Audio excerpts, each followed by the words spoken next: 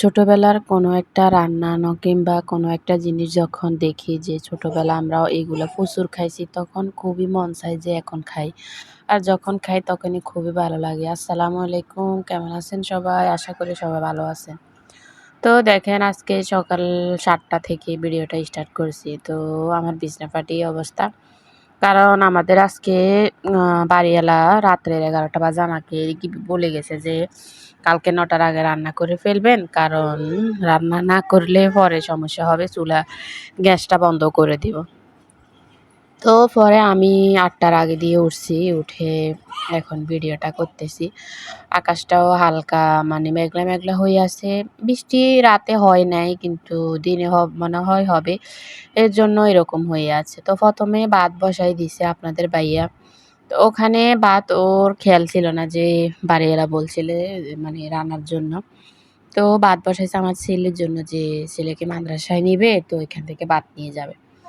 পরে মানে বলতেছে যে দুপুরবেলা আনবে না। পরে আবার বলছে না ওকে দুপুরে নিয়ে আসবো। তো পরে আর ভাত মানে নেয় নাই। তো ওখানে আবার ভাতও আমার জন্য ছিল না সকালবেলা। তো পরে আপনাদের ভাইয়া বলতেছে, "তুমি এখান থেকে খাবে আর ১ পট বসায় দাও।" পরে আমি ওই চুলাতে ১ পট বসাই দিছি।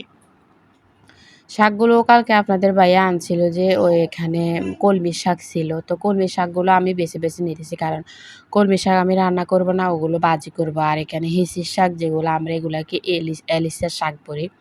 মানে নোয়াখালীর ভাষায় এটাকে আমরা এলিশের শাক বলি। তো শাকগুলো নিছি। এগুলা দিয়ে আমি ওই যে লোট্টা শুটকি দিয়ে এবং কাঁঠালের বিচি দিয়ে রান্না করব। আসলে এই রেসিপিটা আমরা এই বর্ষাকালে সবচাইতে বেশি খাওয়া হয়। কারণ বর্ষাকালে গ্রাম অঞ্চলে তখন বেশিরভাগই তরকারি থাকে না, মানে তরকারি কম থাকে।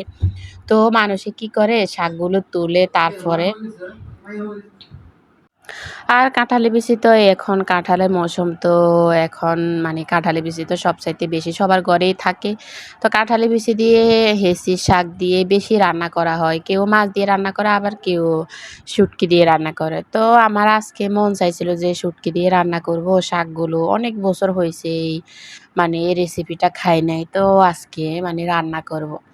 আর একটু মন ভরে খাবো। মানে অনেকদিন হইছে মায়ের হাতে খাইছিলাম, অনেক বছর হইছে। তো বিয়ে হওয়ার পরে থেকে তো বেশিরভাগই মানে এই সময়টায় ঢাকায় থাকা হয়েছিল।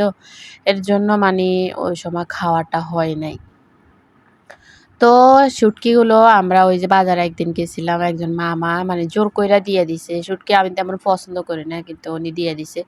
এখন আমার কাজে লেগে গেল। তো আমি শুটকি এখানে ৩ টা শুটকি দিব। কারণ শুটকি বেশি দিলেও আর তিটকড়ি, টিটকড়ি লাগে তখন ভালো লাগে না। এর জন্য আমি মানে ২ টা রেখে দিব আর ৩ টা দিয়ে রান্না করব। আর কাঁঠালের বিচিগুলো আপনাদের সাথে আমি কুটা শেয়ার করে নেই। কারণ কাঁঠালের বিচিগুলো মানে কুটতে সময় লাগবে। তা আমি কাঁঠালের বিচিগুলো কিছুতে ডলি নাই আজকে। আজকে আমি বটি দিয়ে মানে পরিষ্কার করে নিয়েছি। কারণ বেশি নিই নাই। এখন বেশি নিলে সমস্যা অনেক করতে সময় লাগবে এবং যদি চুলাটা মানে গ্যাসটা নিয়ে যায় তাহলে রান্না করতে অসুবিধা হবে। আমার সিলিন্ডার আছে কিন্তু সমস্যা হলো কি সিলিন্ডারে চুলা ধরাইতে এখন আমার ভয় লাগে। কারণ আপনাদের ভাইয়া চুলাটাকে পরিষ্কার করার পরে এখন মানে চুলাটা একটু সমস্যা করতেছে। তো এর জন্য মানে সিলিন্ডার থেকে দূরে আছি। তো এখানে আমি পেঁয়াজ কুচিগুলো দিয়ে দিচ্ছি। দিয়ে এখন এগুলা ভেজে নিব। ভেজে একটু হালকা ভেজে নিব। তারপর আমি শুটকিগুলো দিয়ে দিব। শুটকি দিয়ে এগুলো দিয়ে তারপর আমি ভেজে নিব। আসলে অনেকেই অনেক রকম রান্না করে। আপনারা এভাবে একদিন রান্না করে দেখবেন কেমন লাগে। আমার কাছে খুবই ভালো লাগে মানে হেঁচি শাক দিয়ে তারপরে কাঁঠালের বিচি দিয়ে রান্না করলে। আসলে ছোটবেলা যখন মানে শাক দিয়ে এই যে কাঁঠালের বিচিটা রান্না করত, তখন আমি মানে খুঁজে, খুঁজে কাঁঠালের বিচিটাই নিয়ে খেয়ে ফেলতাম। কারণ কাঁঠালের বিচিটা আমার খুবই প্রিয়। আমি খুবই পছন্দ করি এই কাঁঠালের বিচিটা। তো কাঁঠালের বিচিটা আসলে আমার খুবই প্রিয় সবসময়ই ছিল। কিন্তু আমার যখন পেট ব্যথা হয় তখন মানে অন্য বাসায় আমরা যখন ছিলাম তখন ওখানে কাঁঠাল বিচি রান্না করছিলাম। আর একদিন কাঁঠাল বিচির ভর্তা করছিলাম। তো ভর্তা করার পরে আমার ওই যে মরিচগুলো ভালো ছিল না। মরিচগুলো ভালো না থাকার কারণে ওগুলাতে মানে একটু মানে বাতাস লেগে গেল। তো খাওয়ার পরে আমাদের পাতলা পায়খানা হয়ে গেছে। আপনার ভাইয়ের আমারও। তো পাতলা পায়খানা হওয়ার পর থেকেই হলো কি এখন কাঁঠালের বিচিটা আমার মানে ওই থেকে এখন তেমন জানি ভালো লাগে না। মানে আগে যেরকম খুবই আমি পাগল ছিলাম, কাঁঠালের বিচি সব কিছুর সাথে দিতাম, মানে রান্না করে খাইতাম।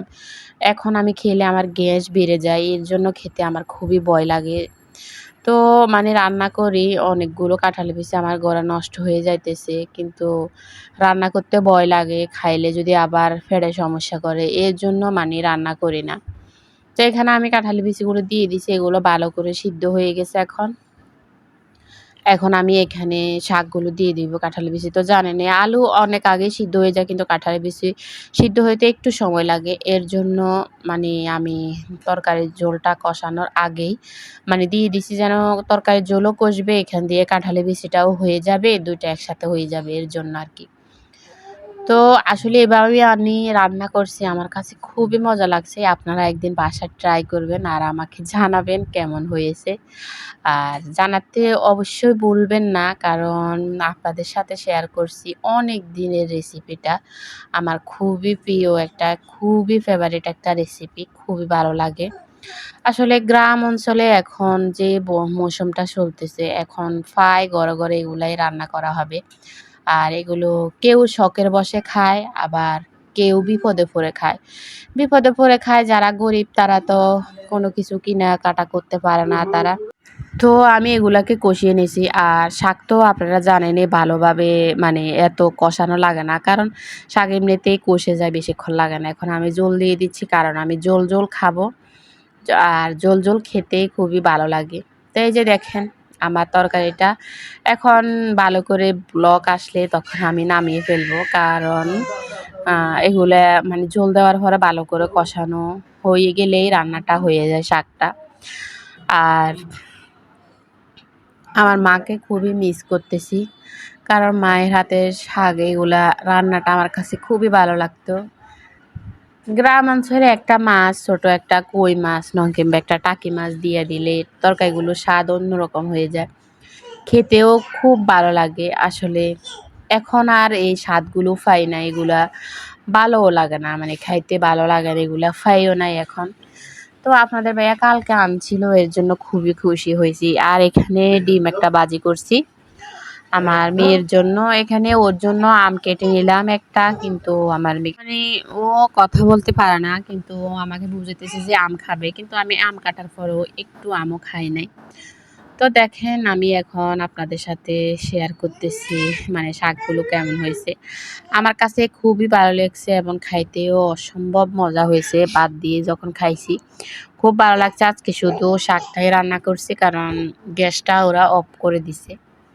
আর আপনাদের কাছে কেমন লাগছে অবশ্যই জানাবেন, জানাতে অবশ্যই বলবেন না। আর আপনারা বাসায় একদিন ট্রাই করবেন। আপনাদেরকে অসংখ্য ধন্যবাদ এভাবে আমার পাশে থাকার জন্য। সবাইকে অসংখ্য, অসংখ্য ধন্যবাদ। আমি সবার কাছে ঋণী হয়ে গেলাম।